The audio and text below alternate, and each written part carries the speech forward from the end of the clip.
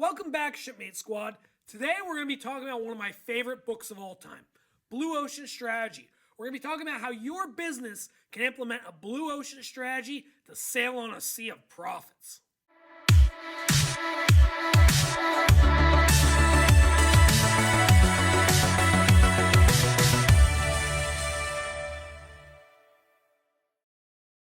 Today we're going to be talking about how you can move from a red ocean to a blue ocean.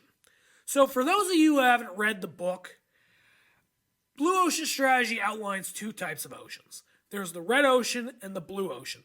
The blue ocean has calm seas, it's new unexplored territory, it's smooth sailing, and there's a lot of profits. And then there's red oceans. Red oceans are bumpy, they're full of conflict, they're full of war, they're full of struggle and strife, and they're really not a place you want to be. They're not a fun place. And most of the time, they don't lead to profits. So today, we're going to talk about how you can make sure you're over here in the blue ocean and how we can keep you out of this red ocean. The first way that I think you can go from a red ocean to a blue ocean is to stop thinking about competing on price. One of the biggest mistakes online sellers get into when they start selling online is thinking that everything has to be a price war. When you get hung up on pricing out the competition and trying to undercut people, you're just set up for a long, bloody battle in which multiple companies undercut each other over and over and over again until the business basically becomes unprofitable. It becomes something you don't want to be engaged in anymore. And this is not something that I recommend doing. You got to find some other ways to compete besides price. A great example of this is if we started a bunch of coffee shops, right? If I start a coffee shop and you start a coffee shop and they're just boring coffee shops, I start out at $5 a cup, then you undercut me at $4, then I go to $3, then $2, then $1, and all of a sudden no one's making any money selling coffee. But all of a sudden you make a nice building, you play some music, you add some pastries, you put some branding on there and you call yourself Starbucks, all of a sudden you're back up to $5 a glass, even though your coffee might not be any better than that guy over there for $1.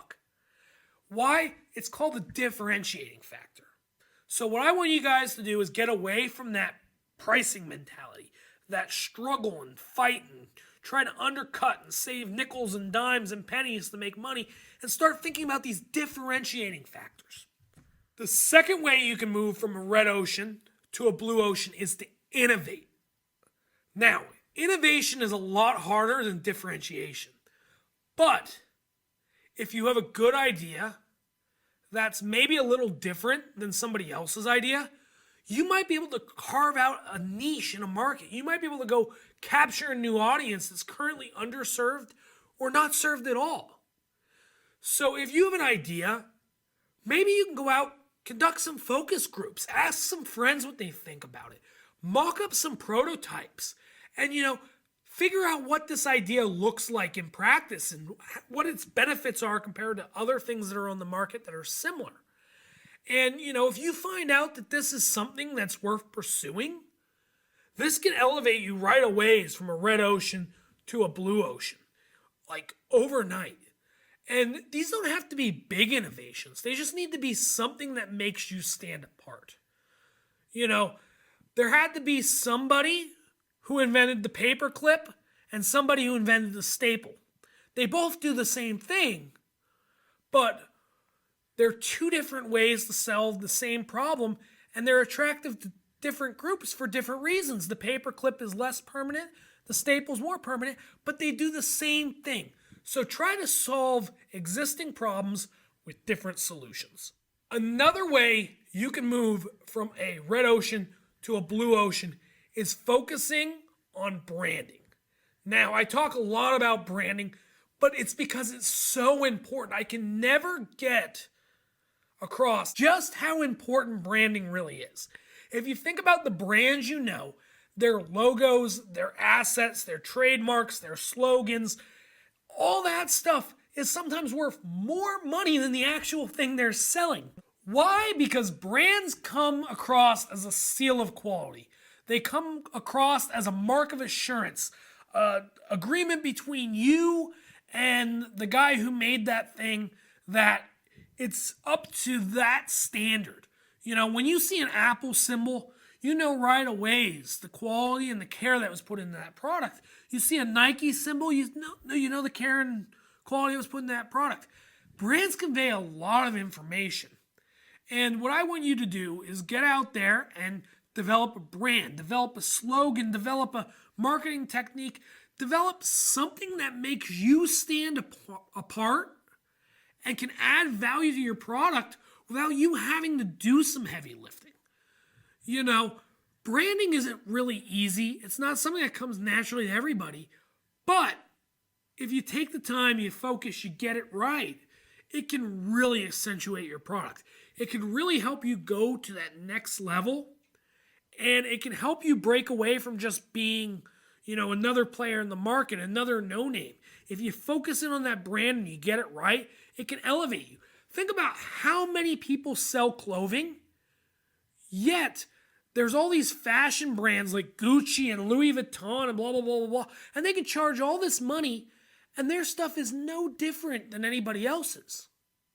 Sure, it might be a little better quality, or it might, you know, have this material from this place, but that's not really where the value is. The value is all in the name. The name, the quality, what it stands for, the image, that's where the money is.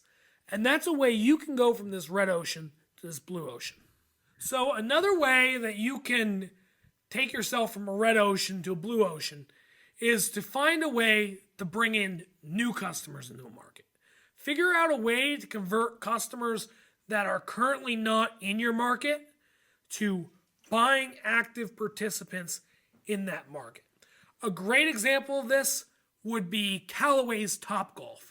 If you guys have never been to Topgolf, it's really fun, but it's almost like skee ball. It's not like your traditional driving range. It's all based around games. They have food and they, you know, sit out on a patio and there's a bar there and it's really fun.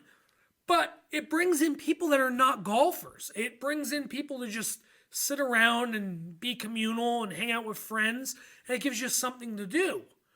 But what this does is it allows you to capture this section of the market that otherwise would not be interested in your product. And that's what Callaway did here.